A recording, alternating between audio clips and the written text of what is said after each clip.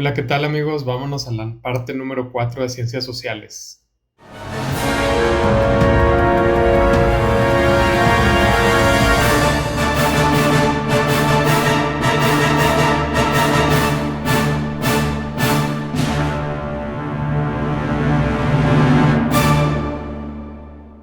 Muy bien, antes de comenzar vámonos con los saludos rápido, que ahora sí son muchos saludos. Es para Alexandra Gaceri, para Andric Uciel Hernández, para Jonathan Lira de Ciudad Juárez, para Amanda García, Emanuel Horta, para toda la chaviza de parte mía y de Carlos Eduardo Hernández, para Luis Lars 07 o LARS 07, Brandon Fuerte, Alexis Mata, Álvaro Vélez, Roberto CA o Roberto K. Y Rodríguez, a ver, es Roberto K. Rodríguez González, creo que es así. Espero no haberme equivocado con ese último. Saludos a todos ustedes y a todos los que están viendo el video. Vámonos ahora sí a lo que es ciencias sociales, es la parte número 4. Y les voy a confesar que fue difícil para mí rellenar esta parte porque es mucho rollo y mucho investigar. Lo mío es las matemáticas, entonces, aunque tengo nociones de las ciencias sociales y de la historia de México, pues ya cuando te piden detallitos así, pues tienes que echarte un clavado y luego no tengo un libro, pues tuve que buscar en internet, en fin. Bueno, pero ya está lista esta parte 4. Vamos a contestarla, chécala tú con la tuya porque estoy seguro que la mayoría ya la tiene contestada. La primer parte habla de la sociedad mexicana y como saben yo subrayo lo más importante. Lo que subrayé fue que los seres humanos vivimos en sociedad, que el lenguaje, el arte, la religión, el gobierno, la propiedad, la estratificación, familia, educación, es lo que es nuestra organización social o nuestras estructuras sociales, que la llegada de los europeos significó acabar con la estructura política del México antiguo, y el inicio del mestizaje tanto físico como el cultural. Eso fue en los dos primeros párrafos. En el tercero subrayé que el desmembramiento del Imperio Español en el siglo XIX provocó un nuevo estado o nación, el Estado mexicano. Ahí ya formalmente es cuando nos llamamos México, que los procesos históricos trascendentales como la independencia provocaron una reestructuración, o cada que hay un evento como esos hace una reestructuración en México. Y otro evento fue la Revolución Mexicana, donde también hubo una reestructuración. Y luego el último párrafo nos habla que en 1992, en el artículo cuarto de la Constitución, se hace énfasis en un carácter pluricultural dentro de México, con lo que se protege y promueve el desarrollo de las lenguas, culturas, usos, costumbres, recursos y formas específicas de organización social para los pueblos indígenas. Y luego dice que hoy vivimos en un país libre producto de luchas y organizaciones. Ok, eso fue toda la lectura. Lo dije en síntesis para que te des una idea mejor. A lo mejor te pierdes en la lectura o a lo mejor lees mejor que yo, pero tienes que leer esa página con este pedacito de la segunda página, hacer tus propias ideas y subrayados. El chiste es que repases. En esta parte me he fijado que las preguntas son poco importantes. Es más importante la información que viene para que memorices, para que trates de recordar a la hora del examen lo que viene de contenido aquí. Bueno, vamos a estas tres preguntas. ¿Cómo es la vida cotidiana de tu comunidad? Todas las preguntas las voy a decir, no las voy a escribir porque, como les digo, en sociales es mucho rollo y escribir me va a llevar mucho tiempo. Entonces pon atención, si no entiendes, regrésale a lo que dije, al cabo estamos en video y luego continúas. Dice, ¿cómo es la vida cotidiana de tu comunidad? Yo lo que puse fue, se trabaja, se asiste a la escuela, hacen compras, se divierten, se entretienen, se ejercitan. Tú pon cómo es la vida en tu comunidad, va a ser muy similar a la mía, este, o si es muy diferente porque vives en una ciudad más grande o porque vives en una comunidad más pequeña, pues pon las particularidades este, tu, de tu comunidad, de tu ciudad o comunidad. Número 2. ¿Cuáles elementos sociales te han formado como individuo? Descríbelos. Yo puse que la etnia, que yo me identifico como mestizo. La lengua, yo hablo español únicamente como lengua, primer lengua. Sé inglés también, pero lo que me identifica es el español. La clase social, la religión y la ubicación. Eso es lo que yo puse. Número 3. ¿Conoces el origen histórico de estos elementos? Anótalo. Y yo le puse ver cuadro porque a continuación viene un cuadro muy largo donde se ponen cada uno de esos elementos que mencioné y viene su origen histórico y todo. Por eso nomás le puse ver cuadro. Ahora sí, vámonos al cuadro. En este cuadro tienes que completar, en el primer caso que habla población, diversidad étnica, ya está completo. Y sí me parece importante que lo leamos aquí para destacar así detalles, porque aquí lo importante es lo que dice, no es lo que vas a rellenar. Lo que dice es lo que tienes que memorizar para la hora de tu examen. Elemento social número 1, la población, la diversidad étnica. Su origen viene en la época prehispánica y colonial. Durante la época prehispánica existía una gran variedad de agrupaciones poblacionales culturales nativas de estos territorios. Sin embargo, el proceso de colonización posibilitó la interacción con grupos poblacionales provenientes de Europa, en su mayoría de origen español, y de África, ya que traían consigo africanos esclavizados. Los diversos procesos históricos por los que han pasado nuestra nación han permitido ampliar esta diversidad inicial, pero estas dos épocas históricas son clave. Y luego viene cómo es actualmente. Actualmente en México se cuenta con una amplia gama de población de distinto origen étnico-racial, donde la mayoría de la población se considera mestiza, pero sobresalen otros dos grupos étnicos. El 21.5%, o sea, aproximadamente uno de cada 5 personas de la población se considera indígena y 1.2% se considera afrodescendiente, uno de cada 100 más o menos. Y luego viene aquí ahora sí donde hay que rellenar. Si se fijan, tiene el elemento que es el lenguaje de diversidad lingüística y viene como es actualmente, pero nos deja que llenemos la época histórica, origen y explicación. Ahora sí, atención, porque todo lo que escribirías aquí o ya escribiste y tienes que checar con el mío, te lo voy a leer. Yo le puse también época prehispánica y colonial. A la llegada de los españoles se identificó el náhuatl como una lengua muy importante, detallada y desarrollada, pero pasó a segundo término porque los conquistadores buscaron imponer el castellano. El castellano es una variante del español. En la época de la independencia, buscando unificación, optaron por oficializar el español como lengua nacional. En los últimos años se han hecho esfuerzos por revalorizar y preservar las lenguas nativas. Y luego vamos a leer lo que ya dice de la actualidad. En el territorio mexicano habitan 68 pueblos indígenas, cada uno hablante de una lengua originaria propia, las cuales se organizan en 11 familias lingüísticas y se derivan en 364 variantes dialectales. De acuerdo con el Instituto Nacional de Estadística y Geografía, 25.7 millones de personas, es decir, 21.5% de la población, se autodescribe como indígena. Vámonos con las clases sociales. También le puse de origen prehispánico y colonial. Las culturas prehispánicas tenían ya diferentes clases sociales, principalmente la base eran esclavos y luego mercaderes y artesanos, y luego los nobles, y luego los sacerdotes y militares, y en la punta de la pirámide los gobernantes. En la época colonial había en la base esclavos y luego nativos que los llamaban indios, y luego los criollos y mestizos. Los criollos son descendientes de europeos, pero nacidos en territorio de América, en este caso de México.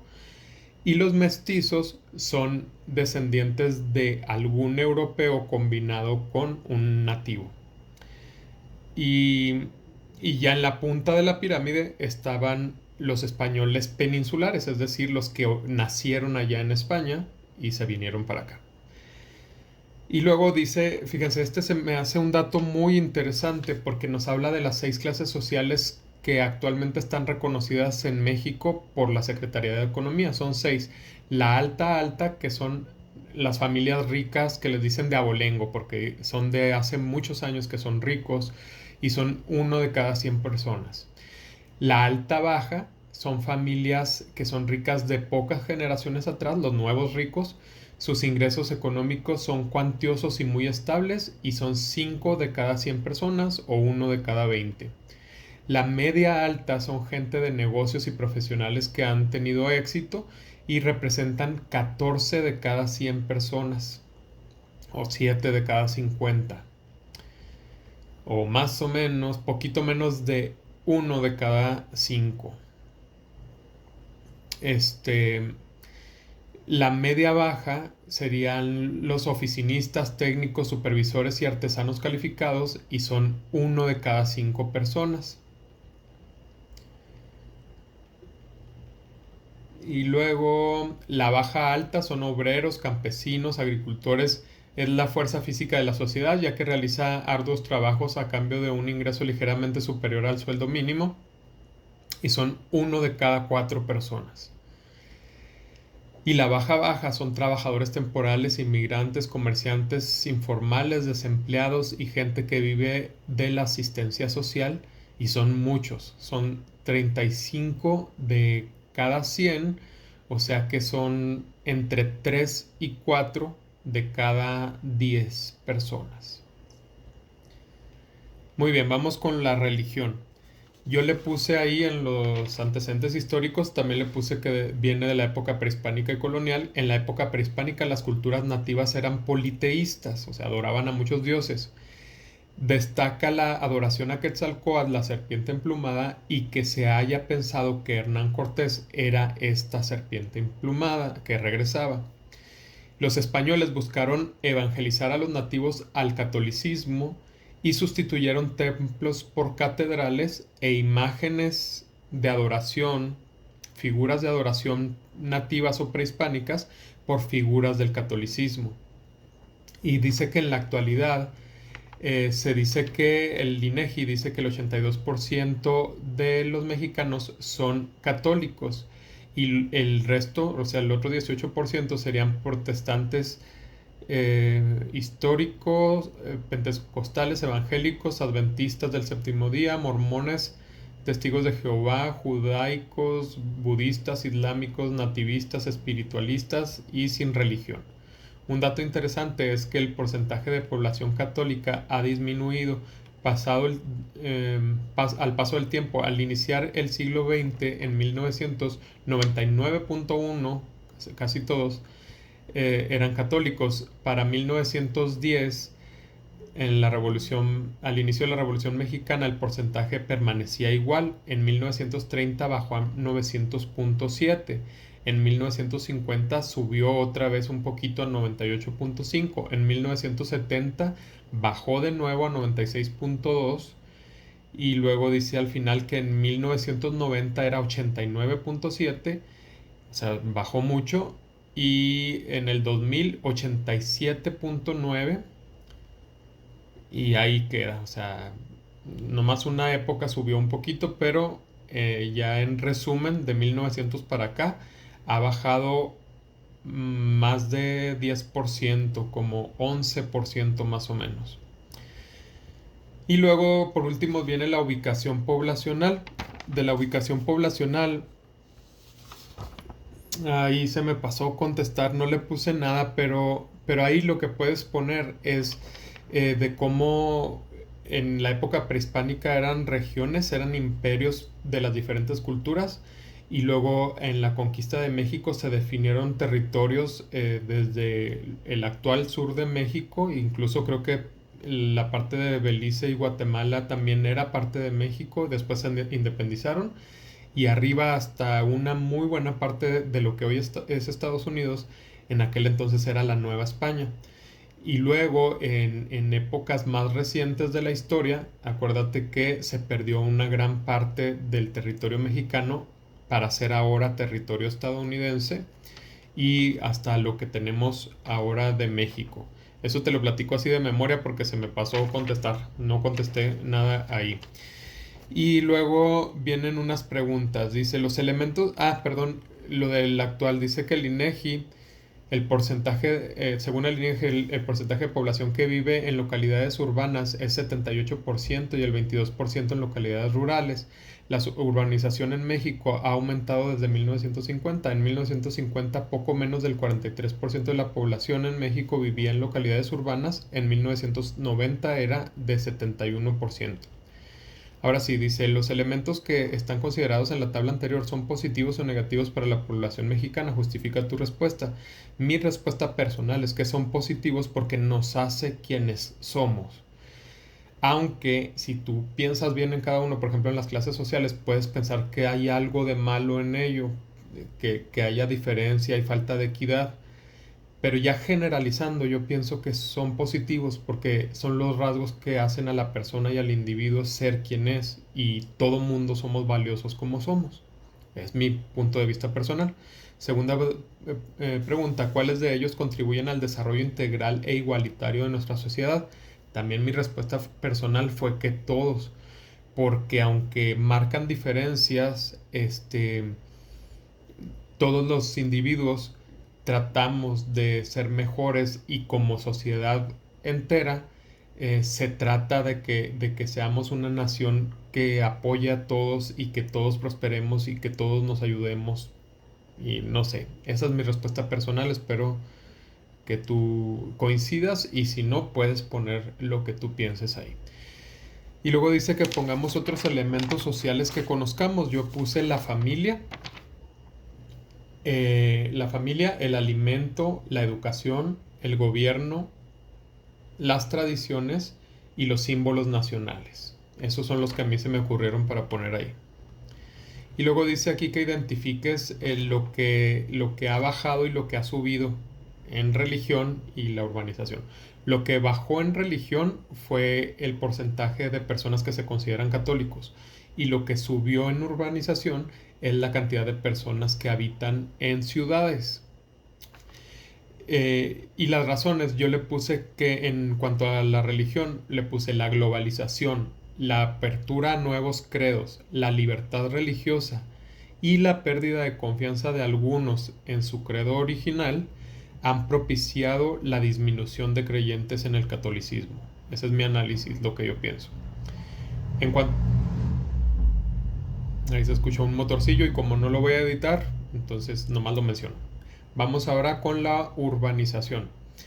Yo pienso que ha crecido la población en las ciudades por las oportunidades de educación, de trabajo y posibilidad de prosperar que ofrecen las ciudades. Y luego nos habla aquí de movimientos sociales, y acá nos dice que marquemos cuáles son movimientos sociales y cuáles son manifiestos sociales. Entonces, manifiestos son los que son documentos, o sea, y movimientos son y este. La descripción de sentimientos de la nación, ahí te va, porque también están largas las respuestas. Lo que yo le puse es que fue dictado por José María Morelos y Pavón en 1813, y se entiende en él los problemas nacionales, el significado de la independencia y la forma de organizar la sociedad y el gobierno. En el Plan de Ayala fue escrito por Emiliano Zapata en 1911, manifiesta la ruptura con Madero y el inicio de la Revolución Zapatista. Plantea el reclamo de tierras para los campesinos que les fueron tomadas en el Porfiriato. En los movimientos sociales, la huelga estudiantil del 68, en México, en 1968, cuando gobernaba Gustavo Díaz Ordaz, el ejército mata a 300 estudiantes que se manifestaban por la democracia y contra distintas políticas sociales y económicas del gobierno. Y el último, la Organización del Ejército Zapatista de Liberación Nacional, en 1994 en Chiapas se da esta insurrección armada por la inequidad en que viven las comunidades indígenas. Vamos a las preguntas. Dice, ¿cuál es la importancia de los movimientos sociales para la construcción de una nación? Yo le puse obligan al gobierno y a la sociedad a reconocer problemáticas y buscar soluciones. Esa fue la número 1. Número 2. Describe un movimiento social que haya cambiado la historia del país. Menciona su insuficiencia actual, su influencia actual y cómo crees que fue la participación de las mujeres y los hombres. Yo lo que le puse fue las recientes marchas contra la violencia contra las mujeres. Ha creado conciencia nacional sobre el problema y ha obligado a medios y educadores a tratar el tema y al gobierno a legislar para castigar más severamente los delitos contra las mujeres. Y luego viene una tercera pregunta que dije yo, pues tengo que contestar lo mismo que en la 2, porque dice, describe un movimiento social actual y su importancia en la construcción de una sociedad más incluyente. Lo que le puse fue el mismo ejemplo de las marchas contra la violencia contra las mujeres. Pero tú puedes poner 2 diferentes que identifiques. También se han hecho marchas a favor de la paz, o también, híjole, no recuerdo otro ahorita, pero si tú identificas 2, los puedes poner. Ok, selecciona las características que identifican un proceso social. Yo le puse el inciso C, porque aquí definitivamente no es individual, por lo tanto los que tienen el 1, esos no son. Y luego estos tienen el 2 y el 5 ambos, entonces la diferencia, 2 y el 5 sí son, la diferencia serían el 3 y el 4. Yo me fui por el que tiene el 3 porque es indudable que un proceso social genera efectos diversos. Entonces por eso contesté el inciso C. Vamos a la número 2. Dice, este planteamiento de la época revolucionaria plantea el reparto de tierras rurales a los campesinos que no lo poseían. Lo acabo de leer ahorita en la descripción que hice del plan de Ayala. Ese es el plan de Ayala. ¿Qué influencias crees que ha tenido la religión en el desarrollo de la nación mexicana? Yo le puse esto. Atención. Por mucho tiempo la religión ha influido a que el individuo sea de cierta forma conformista y sumiso, pero también ha ayudado a construir una sociedad más pacífica y solidaria. Este es mi análisis así muy rápido de lo que pudiera significar la religión en México a través de la historia. Si tú tienes una opinión diferente, pon tu opinión diferente, no importa. Acuérdate que esas son de reflexión y de una opinión personal. ¿Cuáles son los impactos positivos de la educación en la sociedad? Yo le puse, es de suma importancia porque gracias a ella el individuo desarrolla sus habilidades y capacidades para ofrecer mayores aportaciones a la sociedad y a sí mismo. Es bien importante la educación. Por eso aquí aprovecho de que te sigas educando, te aplaudo que estés preparándote para ir a la preparatoria y al bachillerato y te animo a que no te quedes ahí, a que sigas estudiando y preparándote, porque la educación es desarrollar nuestras habilidades, alcanzar lo máximo que podamos nosotros ser, y nunca terminamos de desarrollarnos si nos seguimos educando, y no es nada más en lo académico, o sea, es aprender deportes, aprender artes, aprender música, pintar, hacer cualquier cosa. Entonces síguete educando siempre para que seas un mejor tú para ti mismo, para tu familia y para México. Entonces con eso terminamos. Por favor, suscríbete, dale like y comparte el video. Y voy a tratar de tenerte pronto la 5ª parte, pero no prometo que súper pronto. Como te digo, batallé para sacar esta por el trabajo que he tenido y por lo demandante de tiempo que es contestar esto. Pero voy a tratar de terminarles por lo menos sociales, porque muchos tienen examen el día 25, del 25 al 28 muchos he sabido que tienen examen, entonces quiero por lo menos tener terminados sociales para entonces, pero no lo garantizo, pero sí prometo que me esforzaré por tratar de hacerlo. Muy bien, suscríbete, comparte el video y dale like, nos vemos en el siguiente.